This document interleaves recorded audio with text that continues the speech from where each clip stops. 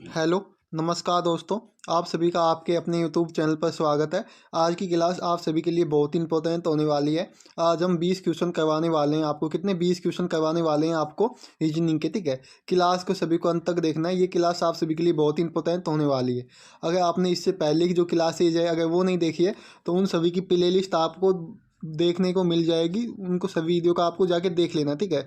आप रीजनिंग की जितनी ज़्यादा प्रैक्टिस करोगे आपके लिए उतना ही ज़्यादा हेल्प मिलेगी एग्जाम में। तो आज का आपका पहला क्वेश्चन देखते हैं हम क्या है। नीचे दिए गए 500 में संख्या 30 के विपरीत कौन सी संख्या आएगी? बताओ। 30 के विपरीत बतानी है आपको। 30 के विपरीत कौन सी संख्या आएगी ये बतानी है, ठीक है। सभी भाई लोगों को आंसर कमेंट बॉक्स में कमेंट करना है कि आपका आंसर क्या हो सकता है। बताओ जल्दी से, ठीक है। जो क्वेश्चन है इसको आपको खुद सोल्व करने की कोशिश करनी है, ठीक है। कैसे सोल्व करेंगे इसको देखो। इसमें आपको सबसे पहले कॉमन देखना है। देखो अगर कॉमन देखते हैं हम इनमें तो आपको 50 और 2 कॉमन मिलेंगे, ठीक है। 50 और 2 कॉमन दोनों मिलेंगे।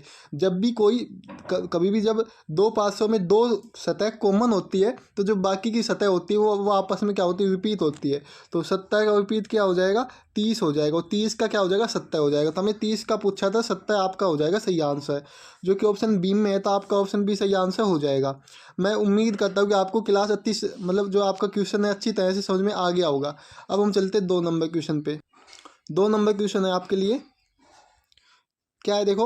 उस विकल्प का चयन करें जिस प्रकार दूसरी संख्या पहली संख्या से संबंधित है उसी प्रकार चौथी संख्या का संबंध तीसरी संख्या से किस प्रकार है।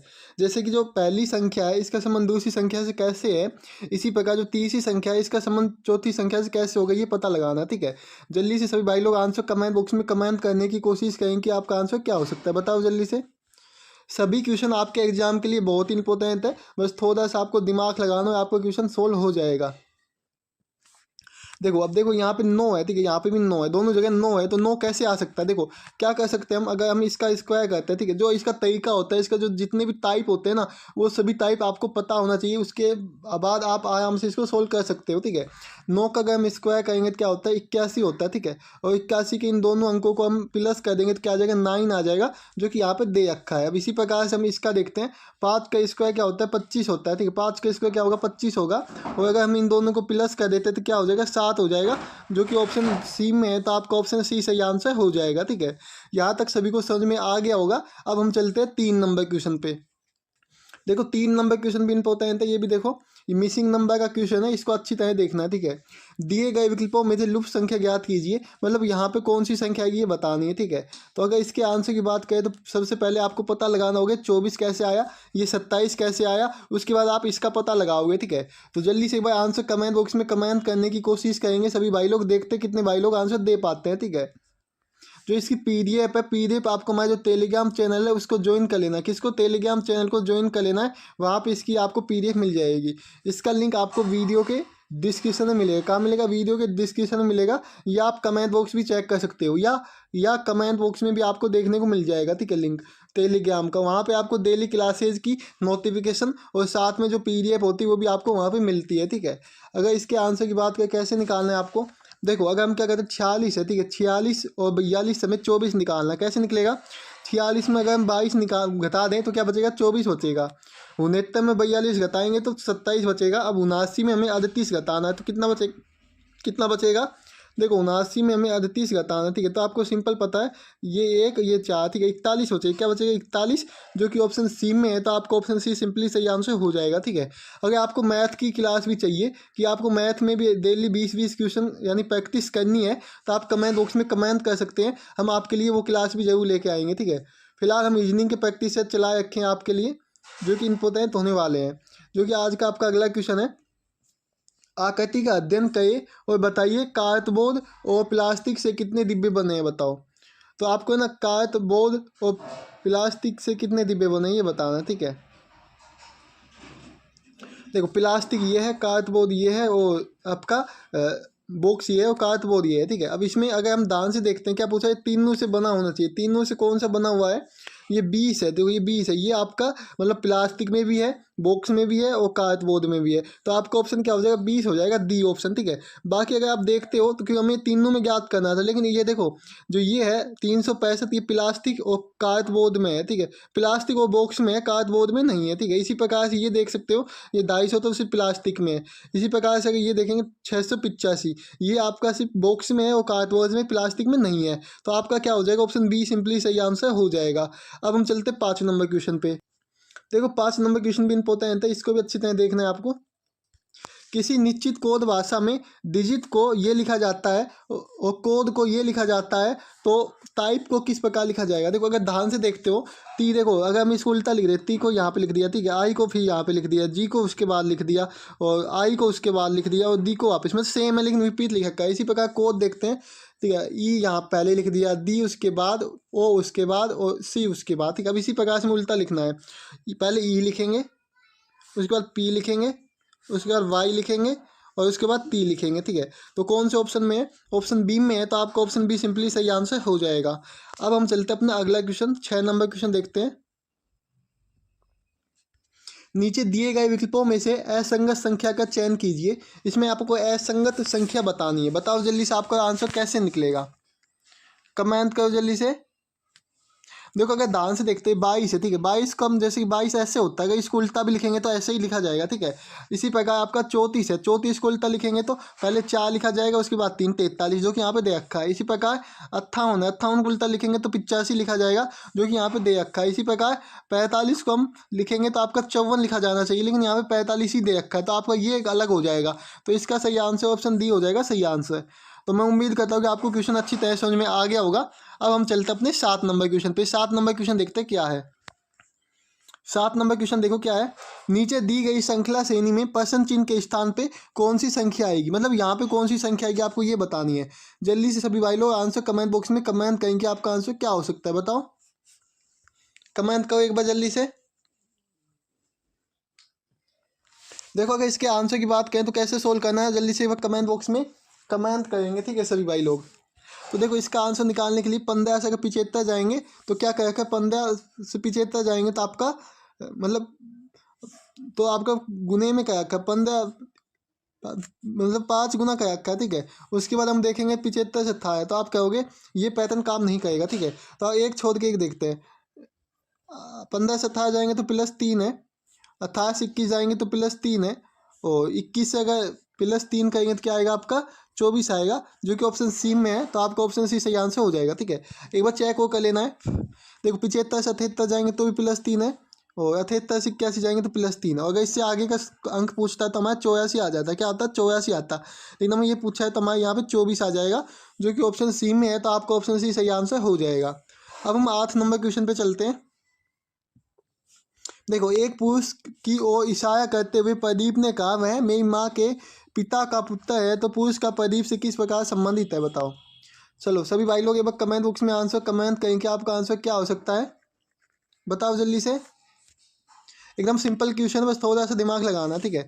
आपको हमेशा ऐसे क्वेश्चनों में खुद को मान लेना है। जैसे कि मान लो मैं हूँ, जैसे कि मैं हूँ, ठीक है, कोई मेरी तरफ कोई इशारा करते हुए कहते क्या कहता है, प्रदीप ने कहा, जैसे ये प्रदीप है, ठीक है, प्रदीप ने कहा कि मेरी माँ, प्रदीप की माँ, ठीक है, ये एम से लिख देता हूँ, प्रदीप की माँ के पिता का पुत्र है, प्रदीप के माँ का पिता का पुत्र है, ठीक है। तो ये लगेगा इसका पिता हो जाएगा, ठीक है, पुत्र है तो प्रदीप जो ये है इसका पुत्र है, ठीक है। एक सेकंड, हाँ दोबारा देखो क्या है। एक पुरुष की ओर इशारा करते हुए प्रदीप ने कहा, ठीक है, प्रदीप ने एक पुरुष की, जैसे कि कोई पुरुष है, ठीक है, देखो सिंपली क्या कहेंगे, ये कोई पुरुष है, ये मी मान लो या कोई मान लो, ठीक है। उसके बाद ये प्रदीप है, जैसे कि इशारा करते हुए किसने कहा, प्रदीप ने कहा, ठीक है, क्या कहा कि मेरी माँ को मैं एम से लिख लेता हूँ, ठीक है, माँ के पिता का पुत्र है, जो ये है इसकी माँ के पिता का पुत्र है, ठीक है। उसके बाद क्या कहा है, तो प्रदीप का किस प्रकार संबंधित है, तो प्रदीप का और ये मी है ना, इसका क्या संबंध होगा, इन दोनों का ये पूछा है। तो सिंपल आपको पता होगा, मामा लगेगा, क्या लगेगा इसका मामा लगेगा, जो कि ऑप्शन सी है। तो आपका ऑप्शन सी सिंपली सही आंसर हो जाएगा। 9 नंबर क्वेश्चन पे चलते हैं। ये भी इंपॉर्टेंट क्वेश्चन है। दी गई आकृति को दाहिनी ओर से रखा जाए तो दर्पण प्रतिबिंब कैसा बनेगा, बताओ जल्दी से आंसर क्या होगा। बताओ, कमेंट करो आंसर। देखो इसका आंसर जल्दी से कमेंट करेंगे, क्या होगा। देखो इसका आंसर है ना, आप सभी को कमेंट बॉक्स में कमेंट करना, देखते हैं कितने भाई लोग इसका आंसर सही दे पाते हैं। ठीक है, अब हम चलते हैं 10 नंबर क्वेश्चन पे। 10 नंबर क्वेश्चन है, नीचे दी गई विकल्पों में से संबंधित शब्द को चुनिए। जैसे मार्च से मई है, जनवरी से क्या आएगा आपको ये बताना है। बताओ जल्दी से, जल्दी से आंसर कमेंट बॉक्स में कमेंट करेंगे सभी भाई लोग, आंसर क्या होने वाला है। देखो अगर इसके आंसर की बात करें कैसे हल करना है आपको, मार्च में 31 दिन होते हैं, ठीक है, मई में भी 31 दिन होते हैं, जनवरी में 31 दिन होते हैं, जनवरी के बाद किस में 31 दिन होते हैं आपको ये बताना है। ठीक है, अगर आप ध्यान से देखते हो तो इसका आंसर क्या हो जाएगा, ऑप्शन बी हो जाएगा। क्या हो जाएगा, ऑप्शन बी। दिसंबर में भी आपके कितने होते हैं, 31 दिन होते हैं। ठीक है, तो बाकी अप्रैल में कितने होते हैं, 30 दिन, जून में 30 दिन, और नवंबर में भी 30 दिन होते हैं। ठीक है, ये बात याद रखनी है, ऑप्शन के अनुसार आपको चलना है।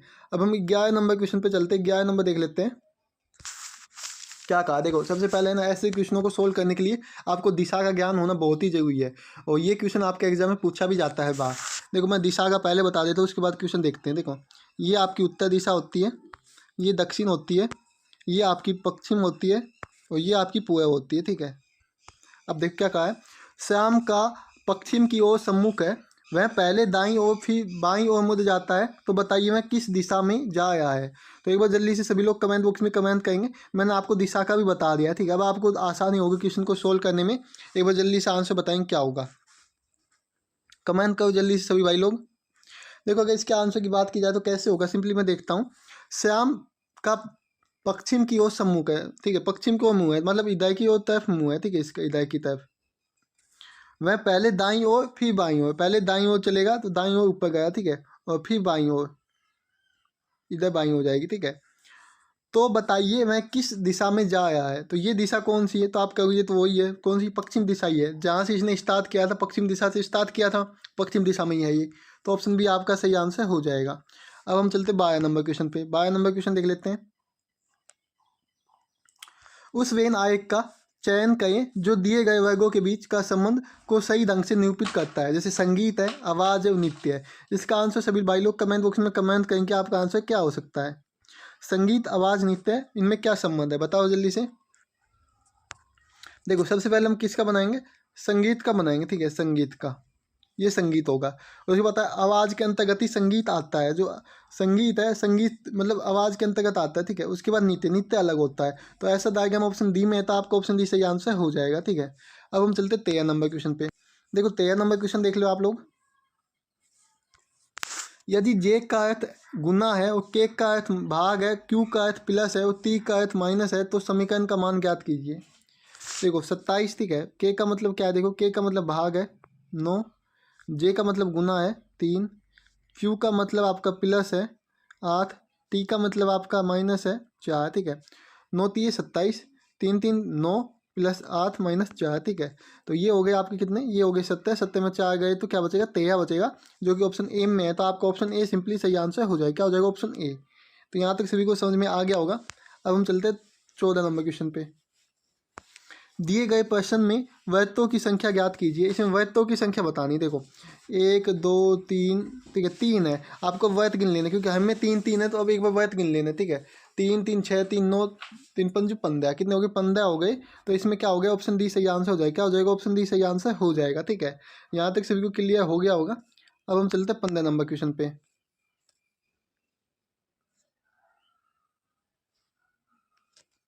2 दिन में घड़ी की सुइयां कितनी बार एक से दूसरे के स्थान पे होगी, बताओ।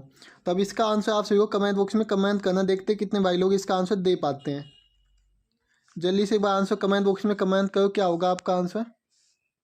ठीक है, अब इसका आंसर आप सभी को कमेंट बॉक्स में कमेंट करना है, ये आपके लिए होमवर्क, आप समझ सकते हो। ठीक है, तो आज की वीडियो का हम यहीं पे समाप्त करते हैं। अगर वीडियो अच्छी लगी है तो वीडियो को लाइक करना है और अपने सभी दोस्तों के पास वीडियो को शेयर करना है। मिलते हैं नेक्स्ट वीडियो में। अगर इसकी पीडीएफ चाहिए तो पीडीएफ आपको टेलीग्राम चैनल पे मिल जाएगी। तो जय हिंद, जय भारत, सभी लोग हंसते हो मुस्कुराते हो।